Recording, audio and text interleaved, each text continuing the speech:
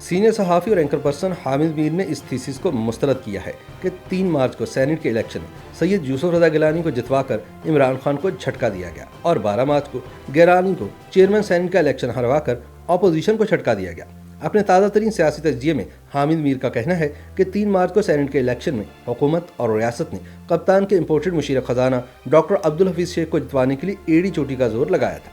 इस जोर को तोड़ने के लिए साबिक सदर आसिफ अली जरदारी ने 28 फरवरी की रात एक रियासती इदारे के सरबराह की खिदमत में बड़े आजिज़ाना अंदाज में दरख्वास्त पेश की कि बराह करम हमारे वोट तोड़ने की कोशिश ना की जाए। चेयरमैन सेनेट के इलेक्शन से एक रात कबल 11 मार्च को साबिक वज़ीर-ए-आज़म नवाज शरीफ ने यही बात इंतहाई जारहाना अंदाज में एक वीडियो बयान के जरिए कह दी, जिसने हुकूमत से ज्यादा अपोजिशन की सफ़ों में खौफ और हिरास फैला दिया। 11 मार्च की रात एक दोस्त ने आसिफ अली जरदारी को नवाज शरीफ का वीडियो बयान सुनवाया तो जरदारी साहब बयान सुनकर खामोश रहे।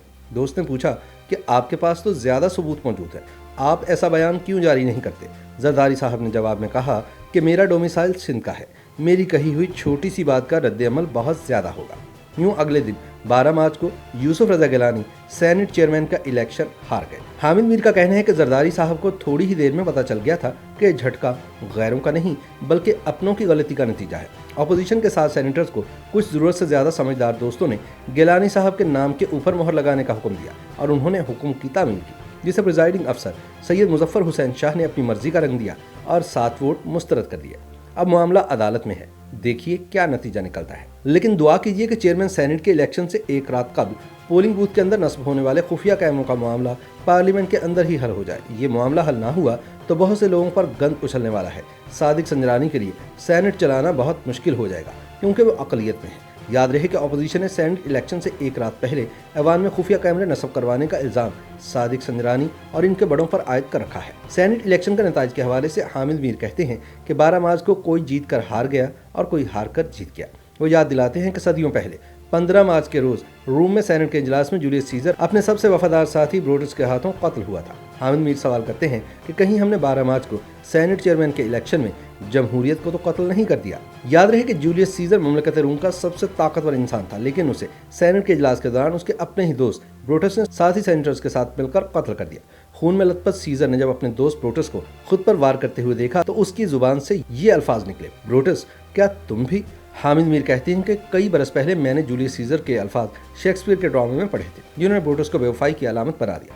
ब्रूटस अपने दोस्त जूलियस सीजर को कत्ल करने के बाद एक अवामी इज्तिमा में पहुंचा और उसने अपनी बेवफाई को हुब्बुल वतनी के पर्दे में छुपाने के लिए कहा कि मैं सीजर से कम मोहब्बत नहीं करता, लेकिन मैं रोम से ज्यादा मोहब्बत करता हूँ। अवाम ने ब्रूटस की तकरीर से मुतासिर होकर मकतूल हुक्मरान सीजर के खिलाफ नारे लगाना शुरू कर दिए। इस मौके पर सीजर का एक हमदर्द सेनेटर मार्क एंथनी सामने आया। उसने अवाम के जज्बात को सामने रखते हुए कहा कि मैं सीजर को दफन करने आया हूँ, उसकी तारीफ करने नहीं आया। ब्रूटस साहब कहते हैं कि सीजर एक जाह तलब इंसान था, लेकिन मैंने देखा कि जब अवाम रोते थे तो सीजर भी उनके साथ रोता था। एक जाह तलब तो बड़ा संगदिल होता है, फिर सीजर अपने अवाम के साथ क्यों रोया?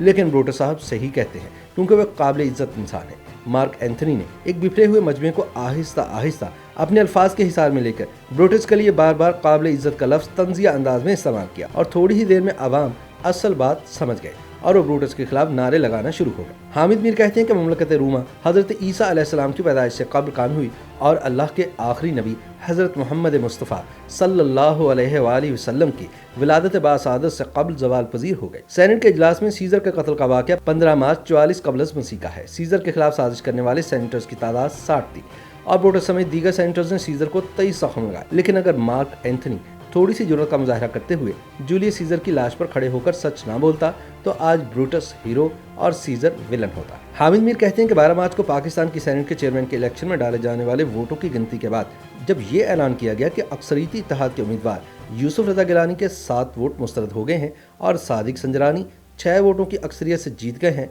तो मैं सोच रहा था कि गिलानी साहब के असल वोट तो 51 थे, इनके वोट 42 कैसे रह गए? इनका ब्रूटस कौन है? चेयरमैन सेनेट का इलेक्शन खत्म हुआ और डिप्टी चेयरमैन का इलेक्शन हुआ।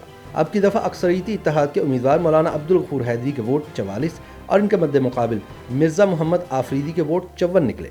कोई वोट मुस्तरद नहीं हुआ, जिसका मतलब था कि अपोजिशन इत्तेहाद के 7 सेनेटर्स ने मौलाना अब्दुल गफूर हैदरी के साथ बेवफाई की। मैं एक दफ़ा फिर सोचने लगा कि मौलाना अब्दुल गफूर हैदरी के ब्रूटस कौन है, लेकिन अफसोस कि सीक्रेट बैलेट की वजह से किसी ब्रूटस का सुराग लगाना मुमकिन नहीं था।